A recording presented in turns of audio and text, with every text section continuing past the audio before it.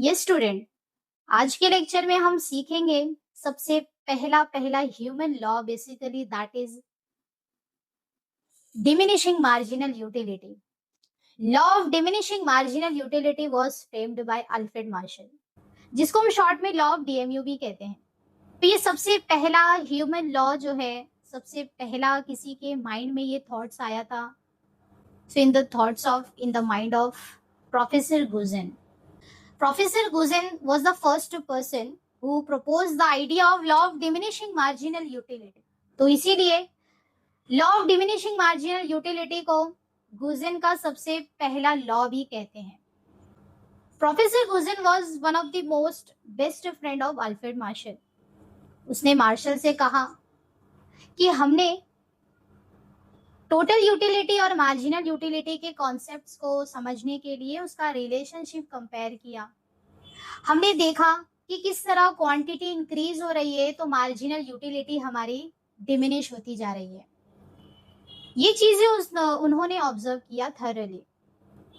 तो प्रोफेसर गुजन ने इस लॉ को प्रपोज किया, लेकिन अल्फ्रेड मार्शल ने इसको स्टेप बाय स्टेप सिस्टमैटिकली हमें बहुत इजी तरीके से हमें ये लॉ फ्रेम करके बताया। प्रोफेसर गुजन ने मार्शल से कहा कि हमने कंपैरिजन किया, हमने रिलेशनशिप देखा मार्जिनल यूटिलिटी और टोटल यूटिलिटी का। अगर हम और एफर्ट्स लगाते हैं या इस पे कुछ और चीजें आगे बढ़ाने के लिए एक लॉ भी तैयार कर सकते हैं। तो आज तक सोशल साइंस की जर्नी में, इकोनॉमिक्स की जर्नी में किसी ने ह्यूमन लॉ नहीं बनाए। सबसे पहला जो प्रोफेसर था, ही वाज प्रोफेसर गुजन ने सबसे पहला ह्यूमन लॉ बनाया, और इसी लॉ को बहुत ही सिस्टमैटिकली डेवलप करने वाले आज new classical economist Alfred Marshall. उन्होंने कौन सी बुक लिखी? Principles of economics. कौन सी ईयर में? We must have seen in the previous lecture, 1890 में। तो आइए ये law of diminishing marginal utility को समझते हैं कि किस तरह ये ह्यूमन बिहेवियर पर अप्लाई किया गया था। हमने सबसे पहला यूटिलिटी के चैप्टर में उसकी मीनिंग और डेफिनेशंस क्लियर किए, फिर उसके फीचर्स, टाइप्स हमने बहुत ही सिस्टमैटिकली एग्जाम्पल्स के साथ बोर्ड पॉइंट ऑफ व्यू से समझा। हमने उसके कैरेक्टरिस्टिक्स देखे, फिर उसके बाद हमने with the help of two concepts, total utility और मार्जिनल यूटिलिटी को, दोनों को कंपैरिजन किया दोनों का।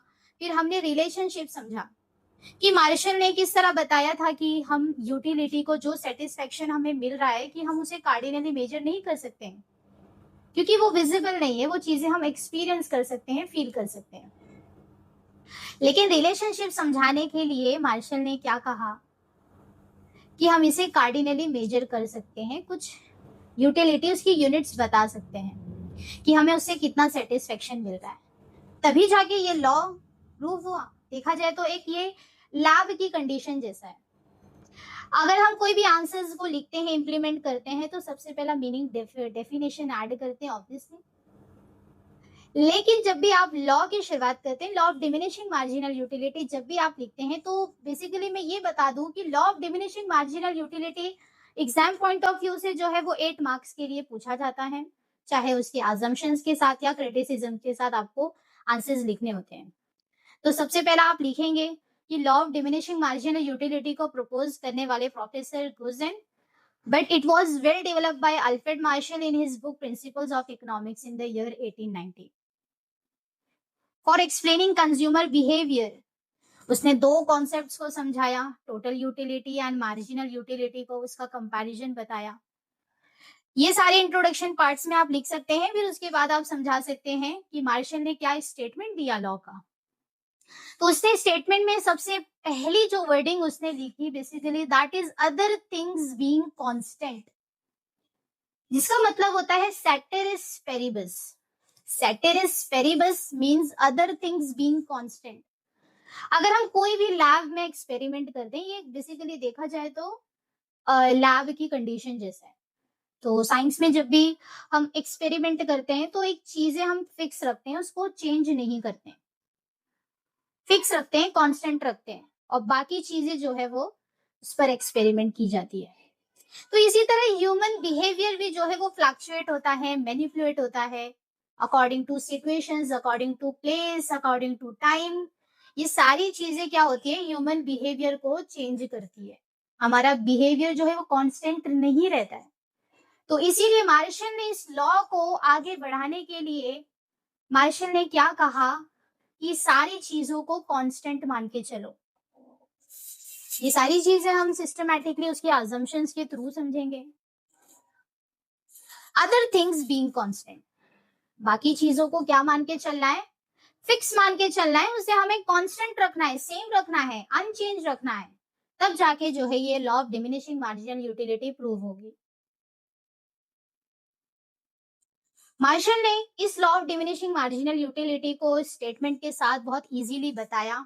हमने देखा था कि मार्जिनल यूटिलिटी का डेफिनेशन क्या है, कि जैसे जैसे हमें एडिशनल बेनिफिट्स मिलता जाता है, जब एक कंज्यूमर को, एक पर्सन को जो सेटिस्फेक्शन डिराइव होता है, जो मिलता है किसी भी कमोडिटी से, धीरे धीरे उसका सेटिस्फेक्शन लेवल, उसकी यूटिलिटी जो है वो डिमिनिश होती जाती है, रिड्यूस होती जाती है। जिसका रिलेशनशिप में हमने कंपैरिजन किया with the help of schedule and graphical representation हमने देखा। हमने चार्ट्स बनाए थे कि यूनिट्स किस तरह हमारी इंक्रीज होती जा रही है। On the other hand contrary देखा जाए तो मार्जिनल यूटिलिटी हमारी डिमिनिश होती जा रही है। मार्शल ने 8 यूनिट्स को ऑफर किया, उससे मिलने वाली सेटिस्फेक्शन मुझे 10 यूटिलिटी मिल रही है। सेकेंड यूनिट्स मुझे ऑफर किया गया तो मिलने वाली सेटिस्फेक्शन जो है 6 है। इसी तरह हमने देखा था कि मार्शल ने थर्ड यूनिट्स ऑफर किए तो उससे मिलने वाली सेटिस्फेक्शन क्या हो गई, 2 हो गई। फोर्थ यूनिट्स ऑफर किया गया तो अब मेरा सेटिस्फेक्शन लेवल जो है वो 0 हो चुका था। Now I am completely full, जहां पर मेरा टोटल यूटिलिटी क्या होगा, सबसे पीक पर होगा। That level is called as a maximum satisfaction, और you can say point of satisfaction. तो ये सारी चीजें कंपैरिजन हमने इससे पहले वाले लेक्चर्स में देखे, लेकिन law of diminishing marginal utility को समझने के लिए हमें इतना ही समझना होगा कि जैसे जैसे कंज्यूमर को जो कमोडिटी वो कंज्यूम कर रहा है, जितना भी एडिशनल बेनिफिट्स उसको मिल रहा है, उससे उसकी एडिशनल सेटिस्फैक्शन जो है, यूटिलिटी भी इंक्रीज हो रही है। तो इसीलिए मार्शल ने क्या कहा कि बाकी सारी चीजों को कांस्टेंट मान के चलो, चाहे वो प्राइस हो, चाहे वो पर्सन हो, चाहे वो कोई भी कमोडिटी हो, ये सारी चीजों को कांस्टेंट मान के चलना है, तभी जाके ये लॉ प्रूव होगा।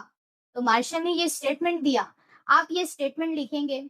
अब ये स्टेटमेंट अगर आपको टेक्निकल लगे तो 3 statements are given in your text book, तो आप कोई सा भी लिख सकते हैं, सिंपल लिख सकते हैं, लेकिन मेरे साथ अगर आप इकोनॉमिक्स पढ़ रहे हैं तो आपको बहुत ही इजी वे में समझ में आने वाला है। आप ये स्टेटमेंट भी लिख सकते हैं, क्योंकि हमारा मेन मोटो क्या है, simplicity is our main motto. So let's get start. Law of diminishing marginal utility, Marshall ने इसी चीज को जो है शेड्यूल द्वारा, और यही शेड्यूल जो है किस तरह वो रिस्पॉन्ड कर रहा है, हमने उसको ग्राफिकली एल फॉर्मेट में हमने ग्राफ बना के प्लेन पेपर पे हमने समझा। आपको यहाँ पर ग्राफ नहीं लेना है, आप एक प्लेन पेपर पे बना सकते हैं। तो चलिए शुरू करते हैं कि मार्शल ने किस तरह चीजें शेड्यूल के थ्रू समझाया। आप टेक्स्ट बुक के भी क्वांटिटी यूनिट्स आप ले सकते हैं, और मैंने जो आपको बताया है आप ये भी चीज लेंगे तो आपको मार्क्स सेम मिलेगा। तो आइए शेड्यूल के थ्रू समझते हैं। मान लो हम यहाँ पर लेंगे यूनिट्स ऑफ मैंगो, और ये है हमारा मार्जिनल यूटिलिटी, क्योंकि हेडिंग क्या है हमारी, law of diminishing marginal utility. Units के इंक्रीज होने में, एडिशनल बेनिफिट्स मिलने से क्या हो रही है, हमारी सेटिस्फेक्शन जो है डिमिनिश हो रही है, हमारी यूटिलिटी जो है वो रिड्यूस होती जा रही है। इसी चीज को जो है हमने ह्यूमन लॉ पर अप्लाई किया मार्शल ने, और शेड्यूल बनाए। मान लो कि सबसे पहला यूनिट हमने कंज्यूम किया, फर्स्ट यूनिट आपको ऑफर किया गया,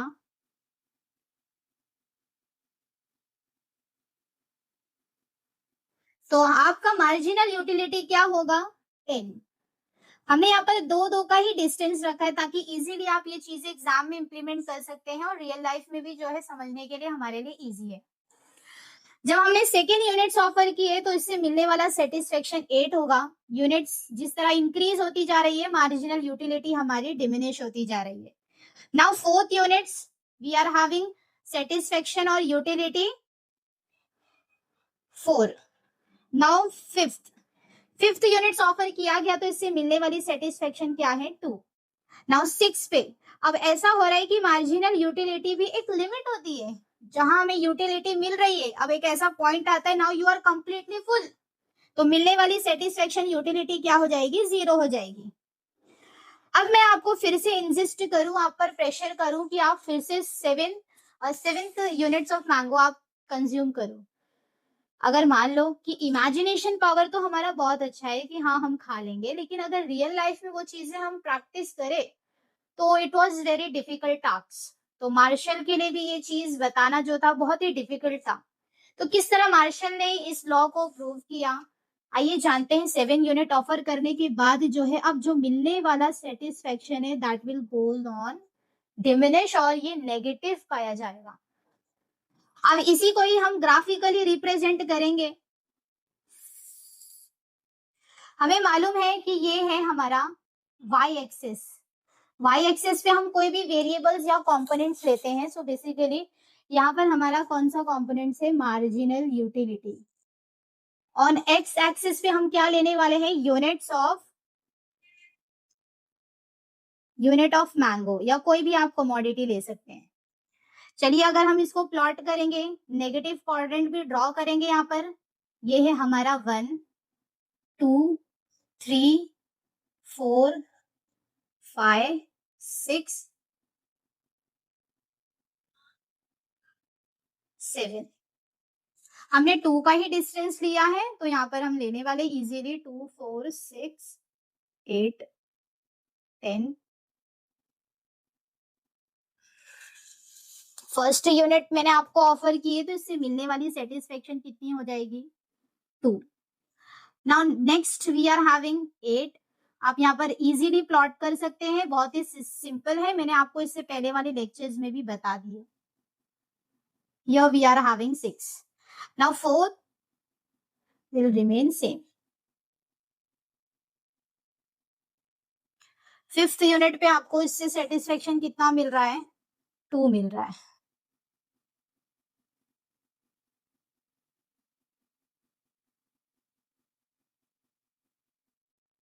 नाउ 6 पे आपको सेम एग्जैक्ट आप इसी पर रहेंगे। इस 7 यूनिट पे क्या हो रहा है, बहुत ही अनइजीनेस लग रहा है जिसको हम डिसयूटिलिटी कहते हैं। हमारी मार्जिनल यूटिलिटी जो हो जाएगी नेगेटिव क्वाड्रेंट में चली जाएगी, तो नेगेटिव क्वाड्रेंट आएगा यहाँ पर। तो ये कौन सी कर्व लाइन बन रही है, basically MU curve is marginal utility.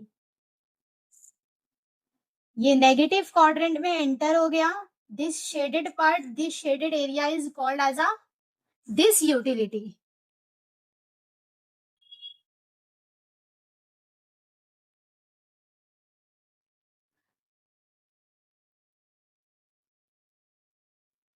और ये कौन सी कर्व है, कौन सी लाइन है, दैट इज एमयू। बहुत ही सिंपल है, मार्शल ने हमें शेड्यूल बताया, शेड्यूल के साथ ही साथ ग्राफिकली प्लॉट करके बताया। हम ये सारी चीजें थरली ऑब्जर्व करके इसके एक्सप्लेनेशन भी इजीली लिख सकते हैं। तो जिस तरह मार्शल ने क्या बताया हम देख सकते हैं, ऑब्जर्व कर सकते हैं। On X axis unit of mango और any other commodity, on Y axis we are having marginal utility. Next आप लिख सकते हैं M U curve is marginal utility sloping downwards. Sloping कहाँ हो रहा है, वो डाउनवर्ड्स। ये जो कर्व है ये लाइन कहाँ जा रही है, नीचे की तरफ जा रही है, तो स्लोपिंग डाउनवर्ड्स। इसका डायरेक्शन क्या होगा, फ्रॉम लेफ्ट टू राइट।